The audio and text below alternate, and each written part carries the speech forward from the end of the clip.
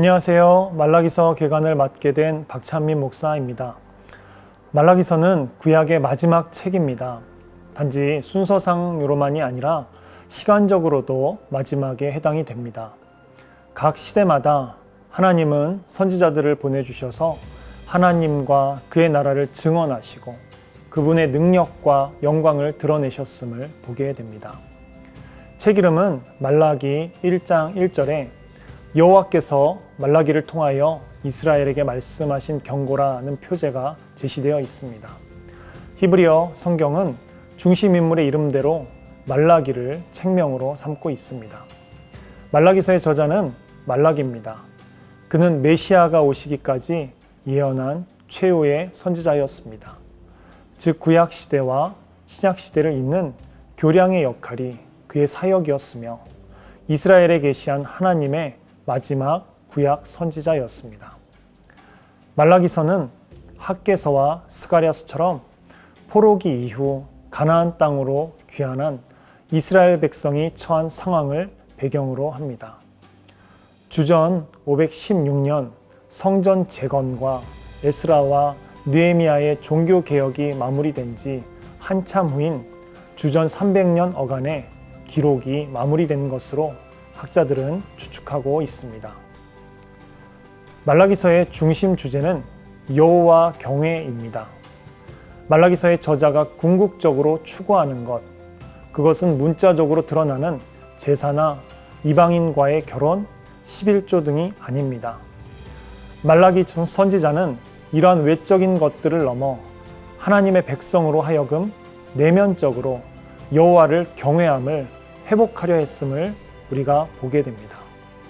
여호와의 백성이 하나님을 향한 신앙의 순수성과 내면의 신앙을 회복함으로써 마음의 중심으로부터 여호와를 경외하는 것이 말라기서의 저자의 의도임을 볼 수가 있습니다.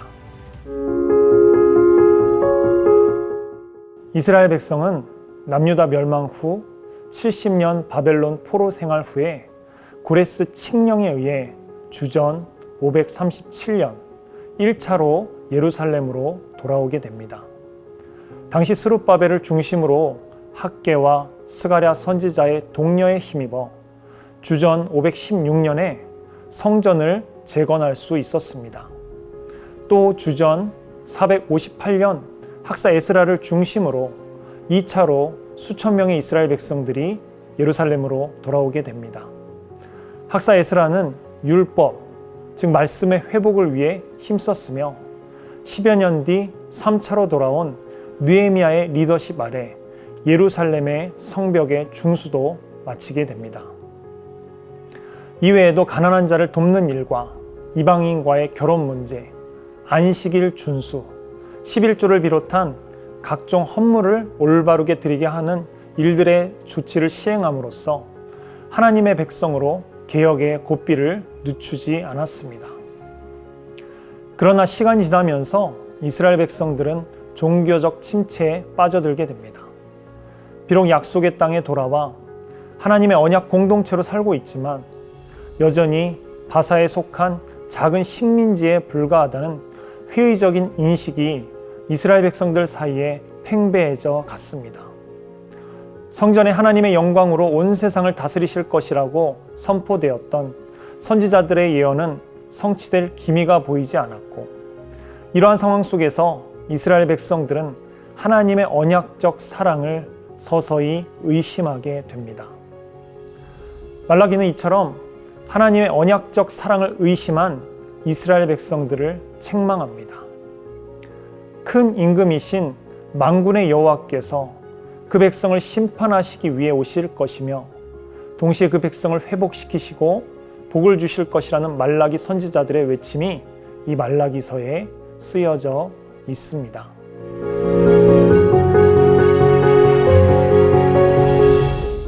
말라기서는 하박국서처럼 하나님과 이스라엘 백성의 대화 형식을 취하고 있습니다. 첫 번째 대화에서는 하나님은 내가 너희를 사랑하였노라 라고 말씀하십니다. 그런데 백성들은 그 사랑에 반문합니다. 주께서 어떻게 우리를 사랑하셨나이까? 즉 우리는 비록 포로에서 돌아왔지만 여전히 빈곤에 허덕이고 우리의 땅은 황폐합니다. 이 모든 것을 보고 어찌 하나님의 사랑을 알겠습니까? 이에 대해 하나님은 내가 야곱을 사랑하였고 에서는 미워하였다 라고 그들의 역사에 나타난 구체적인 증거를 말씀하십니다.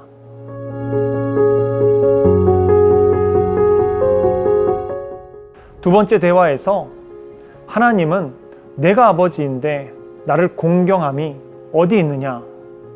내가 주인인데 나를 두려워함이 어디 있느냐라고 물으십니다. 그런데 백성들은 우리가 어떻게 주의 이름을 멸시하고 주를 더럽게 하였습니까? 라고 반문합니다. 이스라엘 백성들은 자신들의 행위를 파악하지 못합니다. 하나님의 말씀을 무시했기에 자신들의 행동에 문제가 없다고 생각했습니다. 하나님과의 친밀감이 없었고 말씀을 소홀히 여길 때 우리의 영은 둔감해져 분별력과 판단력을 잃어버리게 됩니다. 그래서 그들은 하나님께 예물을 드릴 때 흠이 있는 것과 눈먼 것, 저는 것, 병든 것을 드렸습니다.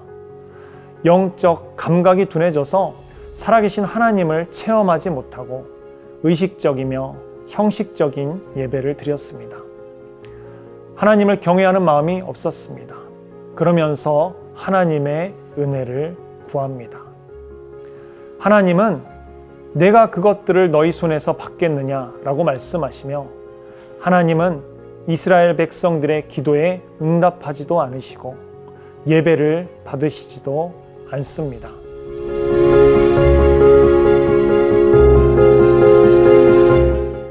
세 번째 대화에서는 하나님은 너희가 말로 하나님을 괴롭게 하였다라고 하십니다. 하나님의 말씀이 없으면 마음을 지키기가 어렵고 그 결과는 말과 행동이 죄악을 저지르게 됩니다. 부정적이고 원망하고 불평하고 비방하게 됩니다. 그리고 악인의 형통을 보며 악을 행해도 하나님께서 봐주실 것이라고 합리화합니다. 하나님의 공의와 공평을 부정합니다. 그러고는 정의의 하나님이 어디 계시냐라고 질문하고 정의의 하나님은 계시지 않다라고 말합니다. 이러한 말이 하나님을 괴롭게 했다는 것입니다. 하나님은 이처럼 오만하고 무신론적인 사고방식의 이스라엘 백성들에게 정의의 하나님은 여기 있다. 내가 곧 나타날 것이다. 나는 함부로 말하는 사람들을 심판할 것이다. 라고 말씀하십니다.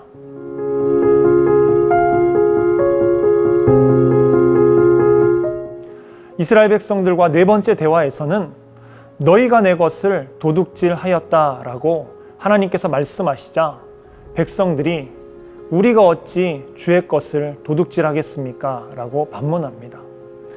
하나님은 너희들이 내게 돌아올 11조와 봉헌물을 도둑질했다라고 하십니다. 이스라엘 백성들은 11조에 대한 올바른 이해가 없었습니다. 내 것 중에 10분의 1을 떼어서 하나님께 드린다고 생각했습니다. 11조는 처음부터 하나님의 것입니다. 신명기 26장 12절에서 15절에 보면 11조를 성물, 거룩한 하나님의 몫이라고 말씀합니다. 11조는 처음부터 내 것이 아니라 하나님의 것으로 구별된 것입니다. 내 것 중에서 10분의 1을 드리는 게 아닌 처음부터 하나님의 것이라는 것입니다. 11조가 내 것이라는 생각에 들이지 않게 된다고 여겼습니다. 그러나 하나님은 너희가 내 것을 도둑질했다라고 말씀하십니다. 왜 하나님은 이처럼 11조를 강조하실까요? 하나님은 돈이 모자라시거나 11조가 없으면 하실 일을 못하시기 때문이 아닙니다. 성경은 만물이 다 하나님의 것이요 라고 말씀합니다. 이것은 전적으로 우리를 향한 하나님의 사랑입니다. 우리에게 복 주시기를 원하는 것은 하나님의 은혜로 말미암은 것입니다. 말라기 3장 1절에 11조는 하늘의 창고의 문을 여는 열쇠이며 우리의 삶을 향한 하나님의 축복의 약속인 것을 말씀하고 계십니다.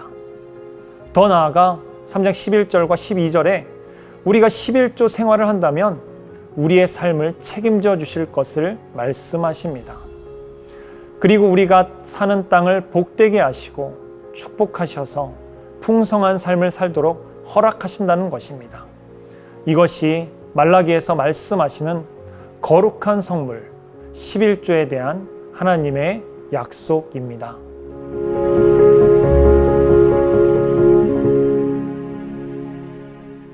다섯 번째는 하나님이 너희가 완악한 말로 나를 대적하였다라고 하시니 이스라엘 백성은 우리가 무슨 말로 주를 대적하였나이까? 라고 반문합니다. 그러자 그들이 완악한 말을 주님께서 들려주십니다. 그들은 하나님을 섬기는 것이 헛되다. 돌아오는 것은 고통뿐이다. 하나님의 말씀을 지켜 무슨 유익이 있느냐? 오히려 교만한 자가 복되고 악을 행하는 자가 번성한다고 그들은 말합니다. 이 하나님께서 대답하십니다. 하나님이 오셔서 그들의 말을 심판할 것이고 의인과 악인, 즉 하나님을 섬기는 자와 섬기지 아니하는 자를 분별하시고 심판하실 것을 말씀하십니다. 마지막으로 4장 1절과 3절은 오실 메시아를 예언하고 있습니다. 그리고 4절과 6절은 메시아의 길을 예비하러 오는 엘리야를 말씀합니다. 즉 세례 요한을 예언한 것입니다. 말라기서 4장 5, 6절의 말씀은 누가복음 1장 17절 말씀과 서로 연결이 됩니다. 말라기서는 앞으로 오실 메시아를 예언하면서 신약 시대를 구약 시대와 연결하는 다리의 역할을 합니다. 성도 여러분, 말라기서를 통해서 하나님을 두려워하지 않는 시대 가운데 하나님을 경외하며 예수님께서 오심을 준비하는 성도님들 되시기를 바랍니다.